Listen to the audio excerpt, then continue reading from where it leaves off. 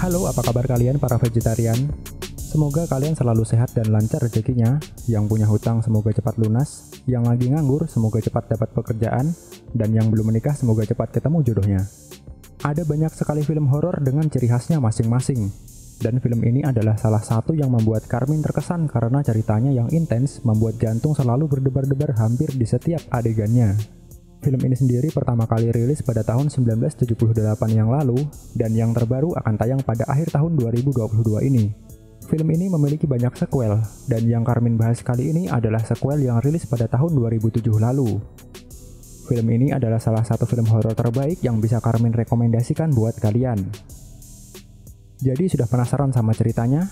Kalau begitu tanpa menunggu Mbah Jamrong membaca mantra, inilah dia, Halloween. Michael Myers adalah seorang bocil berumur 10 tahun dengan gangguan mental. Dia suka menyiksa dan membunuh hewan tak berdosa tanpa memiliki perasaan bersalah sedikit pun. Hal itu diperparah dengan lingkungan tempat ia tinggal yang membuat mentalnya menjadi semakin buruk. Ia tinggal bersama dengan ibunya yang seorang penari erotis, ayah tirinya yang pemabuk dan temperamental, kakaknya yang apatis terhadap apapun selain dirinya sendiri, dan adiknya yang masih bayi. Suatu hari ia mendapat perilaku bullying dari teman sekolahnya. Anak itu juga mengejek pekerjaan ibunya yang merupakan penari erotis. Kepala sekolah yang mengetahui kejadian itu segera membawa Michael ke ruang Capsek dan sekaligus memanggil ibunya. Bersamaan dengan itu, Capsek juga memanggil seorang psikolog bernama Dr. Samuel yang langsung menanyakan tentang status kejiwaan Michael. Karena dari bukti foto-foto yang ada menunjukkan kalau Michael memiliki gangguan tersebut. Dan psikolog itu khawatir kalau ini adalah tanda dari awal masalah yang lebih besar. Psikolog itu berencana untuk melakukan tes terhadap Michael, tapi Michael yang mendengar hal itu memilih untuk kabur dan merencanakan sesuatu. Karena Michael merasa kesal atas bulian temannya tadi, ia pun mengintai dan membuntuti temannya. Hingga ia mendapat kesempatan untuk memukulnya dengan sebuah kayu. Tanpa ampun ia terus-menerus menghantamnya dengan kayu itu. Meski temannya sudah memohon untuk berhenti, tapi ia dengan wajah dinginnya terus memukulnya hingga almarhum. Michael berencana pergi mengunjungi para tetangga untuk melakukan trick or treat, sebuah tradisi yang dilakukan ketika malam Halloween tiba. Biasanya anak-anak akan mengunjungi setiap rumah untuk dimintai permen. Michael diminta pergi bersama dengan Judith karena ibunya akan pergi bekerja. Bekerja apa? Tapi Judith menolak dan lebih memilih untuk latihan push up bersama dengan pacarnya Steve. Michael yang merasa kesal karena tidak jadi keluar, akhirnya kembali ke dalam dapur dan memakan banyak permen. Steve mengambil sebuah topeng agar lebih mendramatisir latihan push up-nya. Topeng inilah yang nantinya akan menjadi ciri khas Michael. Lalu untuk merayakan malam Halloween-nya, Michael melakukan sesuatu yang tidak seharusnya dilakukan oleh anak seusianya.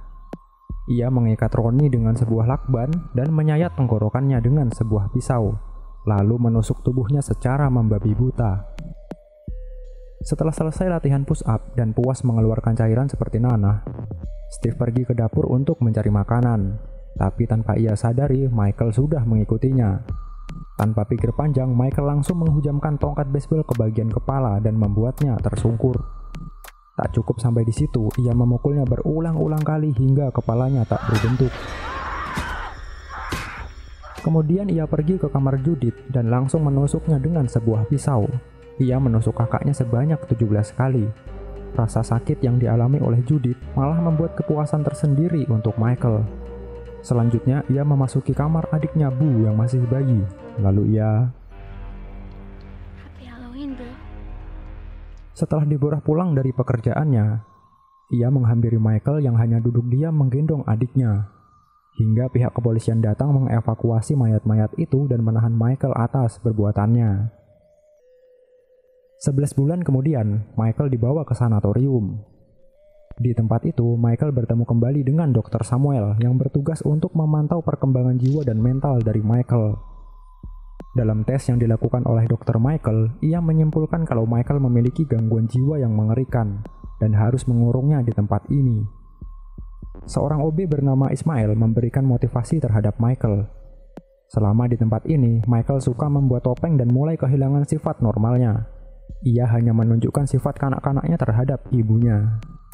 Tapi perlahan ia terlihat semakin menutup diri, dan seperti berada di tepi jurang, ia hanya tinggal melompat untuk sepenuhnya kehilangan sifat kemanusiaannya. Hingga pada titik ia tidak ingin bicara lagi kepada Samuel, atau bahkan ibunya sendiri. Deborah memberikan foto dirinya bersama dengan adik kecilnya, berharap foto ini dapat sedikit mengembalikan sifat Michael yang sudah mulai berubah. Seorang perawat ditikam dengan sebuah garpu karena mengejek foto miliknya. Deborah histeris setelah melihat tingkah Michael yang merasa dia bukan lagi anaknya.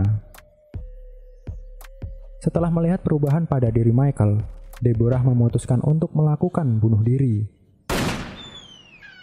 15 tahun kemudian, Ismail dan temannya, sebut saja Wahyu, ditugaskan untuk membawa Michael kepada Dr. Samuel. Dan selama 15 tahun ini pula, Michael masih belum bicara sepatah kata pun. Udah kayak cewek kalau lagi ngambek nih. Dr. Samuel mengucapkan salam perpisahan kepada Michael yang sudah dianggapnya seperti teman baiknya. Malam harinya ia melakukan seminar yang menceritakan tentang Michael dengan wajah polosnya, namun memiliki jiwa iblis yang bersemayam di dalam dirinya. Wahyu beserta Johnny mengunjungi sepupunya dan melakukan pelecehan terhadapnya. Lebih jauh, ia memperkaos sepupunya sendiri di kamar Michael dan memakai topeng miliknya, yang mana hal itu tidak disukai oleh Michael. Michael lalu menghajar Wahyu dan menghabisi nyawa Johnny. Ismail yang sedang shift malam tidak mengetahui kalau sesuatu sedang terjadi, hingga ia menemukan dua orang mayat rekannya di sebuah lorong. Dan tiba-tiba Michael muncul dari arah belakang. Ismail mencoba memborgol tangan Michael, tapi Michael malah menyerangnya. Michael pun menghabisi nyawa Ismail, meski ia adalah orang baik yang telah merawatnya selama ini.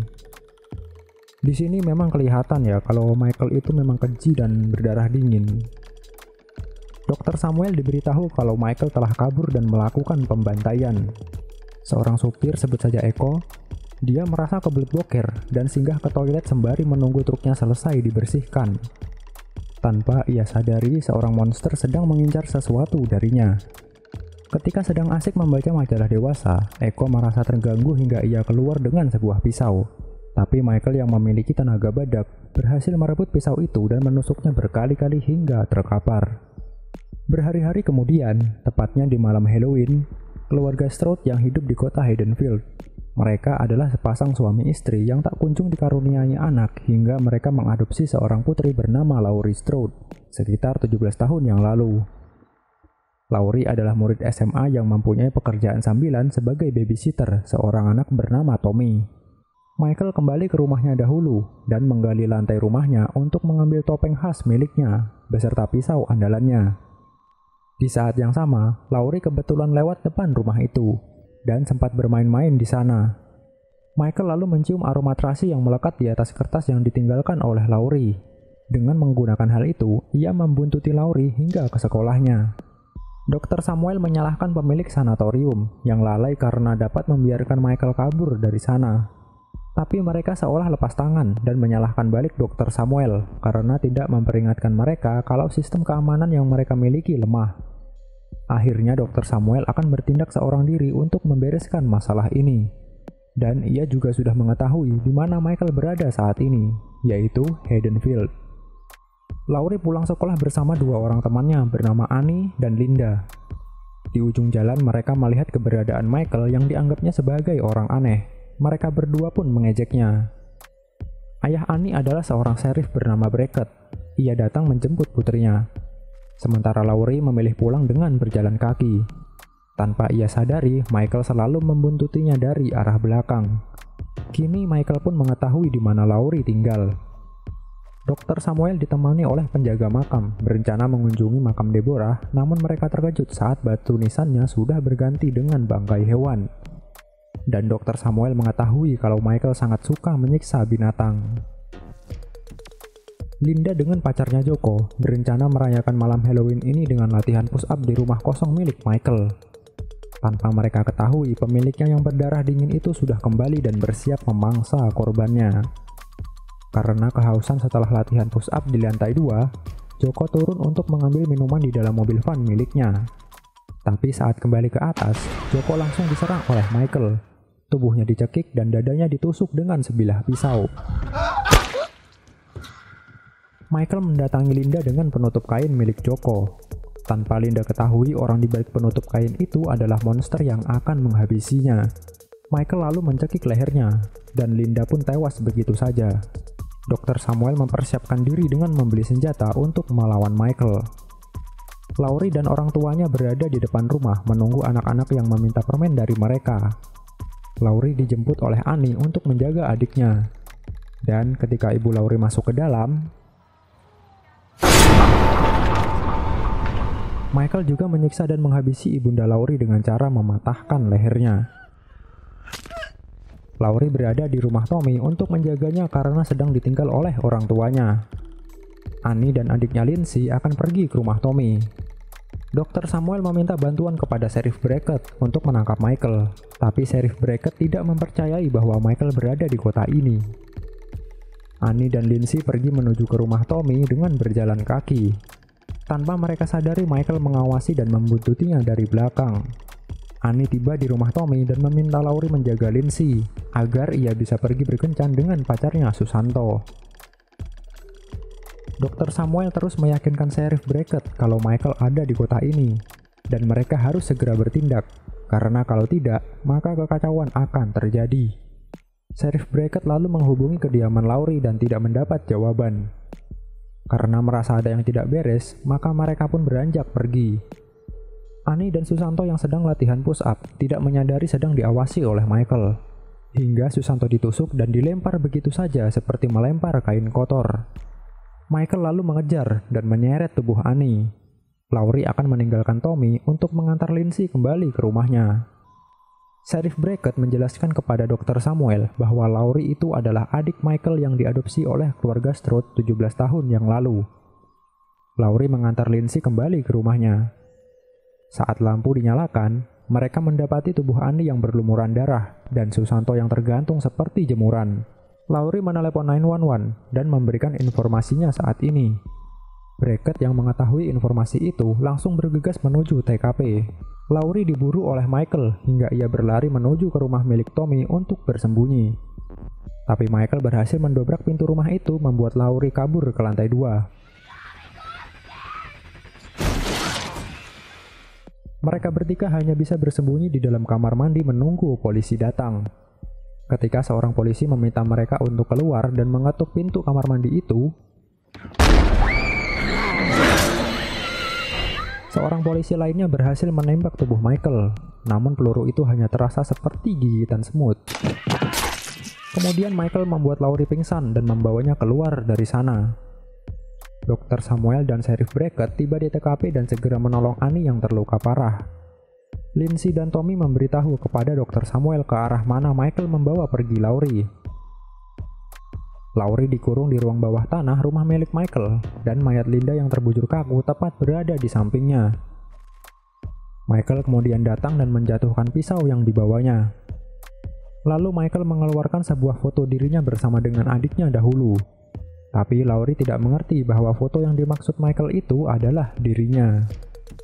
Di sini Michael hanya ingin merayakan Halloween bersama dengan adiknya, sama seperti yang ia lakukan 17 tahun yang lalu. Laurie yang ketakutan mengambil pisau itu dan menusuknya ke tubuh Michael. Dengan susah payah, Laurie mencoba kabur dari sana, namun Michael masih dapat bangkit dan mengejar Laurie. Setelah berhasil keluar dari sana, Laurie malah nyungsep ke dalam kolam renang. Michael mendatangi Laurie yang sudah terjebak di dalam kolam renang itu. Dr. Samuel datang di saat yang tepat dan menembak tubuh Michael sebanyak 3 kali hingga membuat Michael tersungkur.